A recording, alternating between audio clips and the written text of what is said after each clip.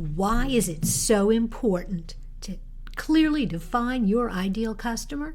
Because when you do, you can create that irresistible offer, something that has real value to them and makes them decide they want to do business with you. Want to learn more? You'll need to listen to the show. Okay, here we go.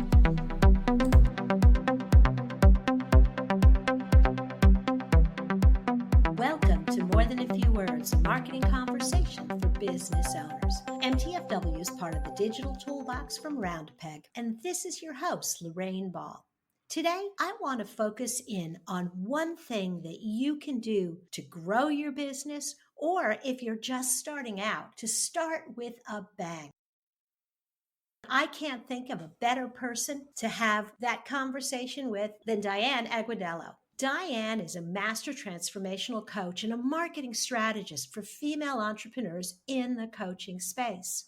In her years of experience in corporate sales, she learned how to hone her sales skills and teach others how to be successful on their own. Her specialty is helping business owners align their values with their business life, resulting in balance and real life success.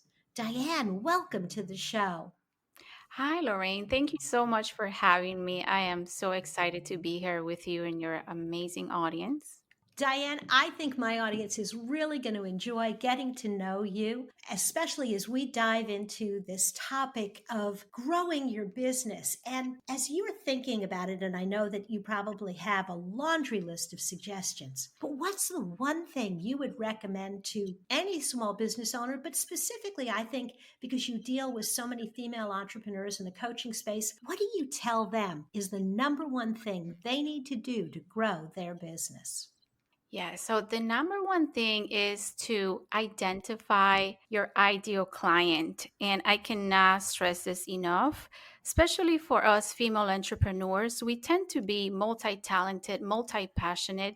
And when we start our businesses, we can get a little all over the place. We want to do a podcast, we want to do coaching, we want to do write a book, so many things, and we don't get very clear on who we want to work with. So it wastes us a lot of time and money doing things that don't work. So what I like to do with my clients and what I did myself to see my business grow and succeed was identify a niche, an ideal client, and from there ask what the needs of your ideal client are. Because if you are trying to serve everybody, you're really not serving anybody because everyone is so different. Absolutely. And we've talked more than a few times with my audience about that, the importance of that ideal client, because like you, I am so passionate about getting focused. But you had, and we were talking offline, I think a really great idea, because once you figure out who you're serving and what they want, you can begin creating offers just for them. How do you use some of those offers in your business? Yeah, so if you know who you are serving, you can create what's called an irresistible teaser offer, which is a way for you to showcase your expertise. Once you have set yourself as an authority in your space, they can see you as the person to go to, the person that's going to solve their problem. So once you know who that ideal client is also very important to know what their problem is and their need. What is it that they are looking to solve? It's not ideal for you to come up with a product or service without first asking this question.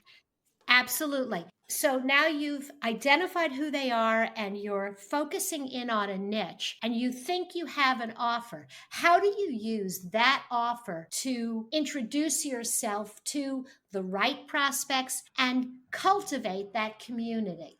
Yeah, so with this irresistible offer, you would distribute it to your ideal client audience and then you will start the conversation. I want to stop you there. How do you distribute it?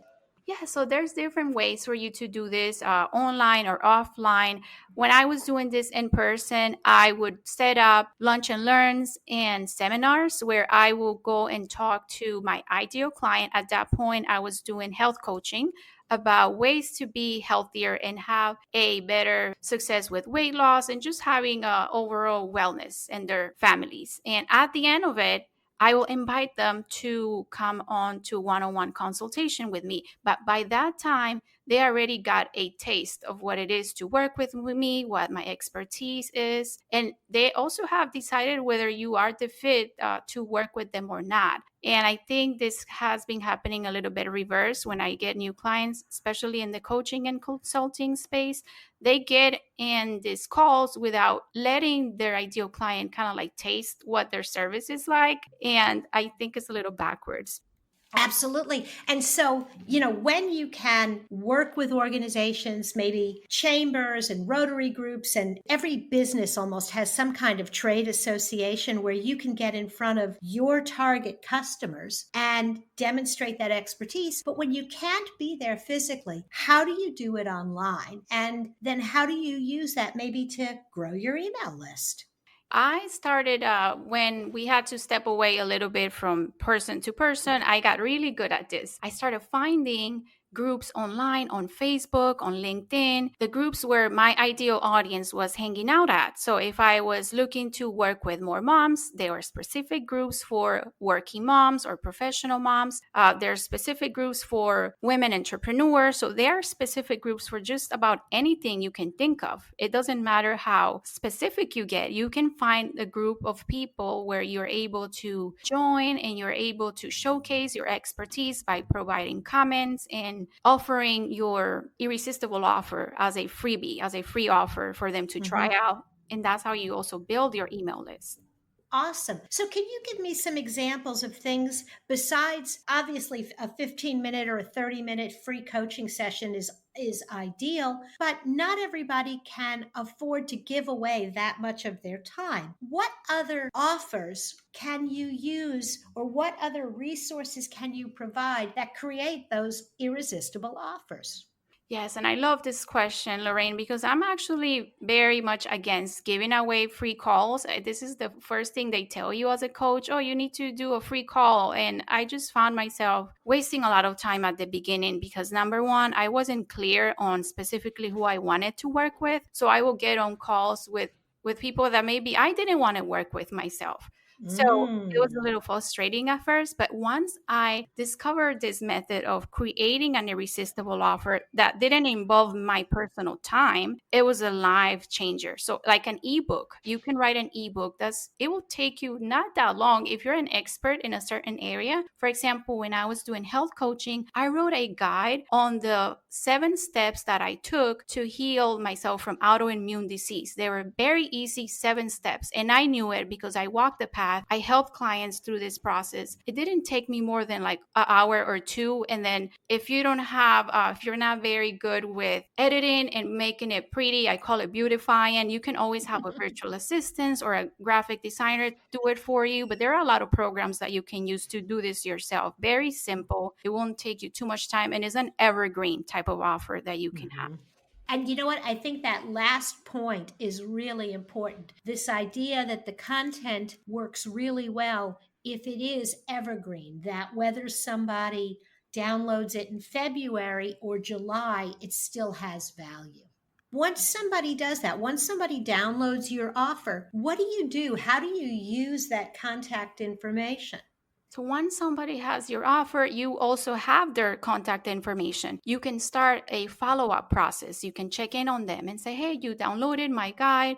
I just want to check in on you. Did you find it valuable? What other things would you like to see on there? Just start the conversation. And then from there, you could invite them to get on a call with you. But by that point, they already got a little taste of what it is to work with you, what your expertise is, and they will have decided whether you are the person they want to work with or not. Instead of signing up for a free call that may or may not result in a client business relationship for you. Absolutely. Diane, this has been just such great information. And I'm going to encourage all of our listeners to check out your website. There'll be a link to Diana Guidello right from the show notes, and encourage them to look for your irresistible offer at iwillboss.com. And we'll have a link to that offer as well. Thank you for having me. If you've enjoyed today's conversation, if you'd like to learn more about other topics relevant for new business owners, be sure to look for More Than a Few Words wherever you listen to podcasts. Go ahead, listen to 2. They're short. Subscribe so you never miss another episode. This has been another episode of More Than a Few Words. Thanks for listening.